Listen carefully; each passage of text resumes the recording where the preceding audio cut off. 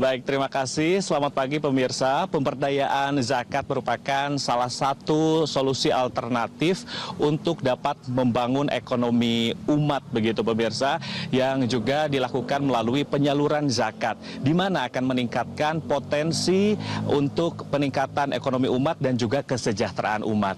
Dan lembaga amil atau penyalur zakat ini sudah tertuang dalam Undang-Undang Nomor 23 yang dimana dibentuk melalui organisasi, baik organisasi kemasyarakatan ataupun juga organisasi keagamaan pemirsa. Dan juga yang dibentuk oleh pemerintah yaitu Badan Amil Zakat Nasional atau Basnas, yang merupakan lembaga independen yang mempunyai metode pengumpulan zakat melalui beberapa cara. Di antaranya yaitu dengan datang langsung atau offline, kemudian juga secara digital, dan juga menjemput langsung kepada masyarakat. Dan berikut kutipan wawancara kami bersama dengan Wakil Ketua Basnas 4 Jawa Barat, Ahmad Faisal.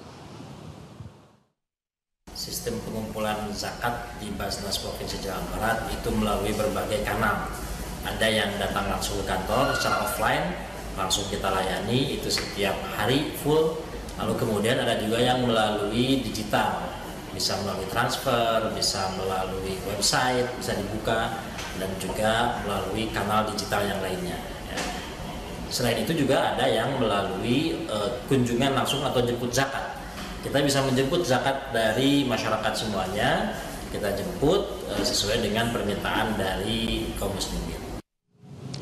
Ya, pemirsa, penyaluran zakat ini terbagi menjadi dua kategori, yaitu darurat atau tidak darurat. Apabila darurat, maka pemberian zakat ini akan dilakukan langsung di konter layanan mustahik untuk penerima zakat yang akan disesuaikan dengan kebutuhannya. Dan apabila terdapat dana lebih, maka akan melalui proses-proses yang sudah ditentukan. Berikut kutipan wawancara kami bersama dengan Dasem Yasi, selaku staf dari konter layanan mustahik. Penyaluran secara langsung gitu, tapi misalkan dana tersebut lebih tinggi atau lebih besar, kita ajukan terlebih dahulu untuk kemudian kita proses secara transfer. Jadi ada batasan nominal untuk disalurkan secara langsung atau via cash kepada mustahik, dan juga ada ketentuan untuk diproses secara langsung seperti itu.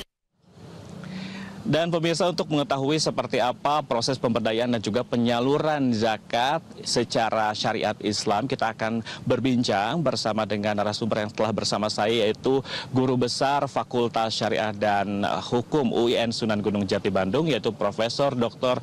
Haji Ahmad Fatoni, MAG. Kita akan berbincang bersama beliau yang sudah bersama saya. Assalamualaikum, selamat pagi Pak. Waalaikumsalam, selamat pagi Mas Gilang. Mungkin mau kalian disampaikan ini Pak kepada pemirsa terkait dengan pemberdayaan zakat begitu penyalurannya. Yang sesuai syariat Islam itu seperti apa Pak? Baik, terima kasih. Zakat itu adalah ibadah ritual.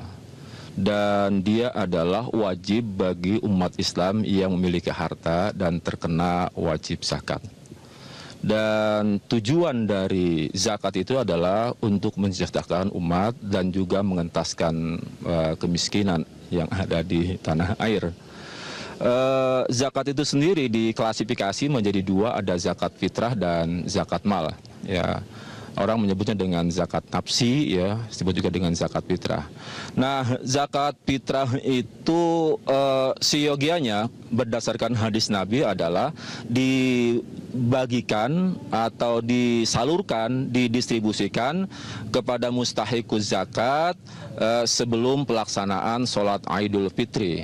Nah, sementara untuk zakat mal itu tidak mesti harus didistribusikan sebelum sholat Idul Fitri, tetapi itu bisa diberdayakan, bisa difungsikan untuk mensejahterakan umat dan juga mengentaskan kemiskinan.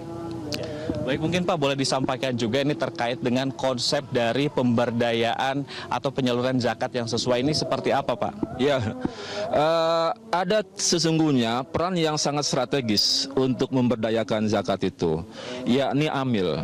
Di Undang-Undang Nomor 23 tahun 2011 yang dikategorikan amil itu adalah lembaga amil zakat, kemudian yang kedua adalah Badan Amil Zakat Nasional. Nah, oleh karena itu maka Amil harus membuat desain, harus membuat program-program yang strategis untuk memberdayakan masyarakat miskin. Karenanya maka LAS atau BAS itu harus melakukan sinergi, kemudian menggandeng ya pihak-pihak lain agar pemberdayaan yang dilakukan oleh Amil ini itu betul menghasilkan sesuatu yang positif ya.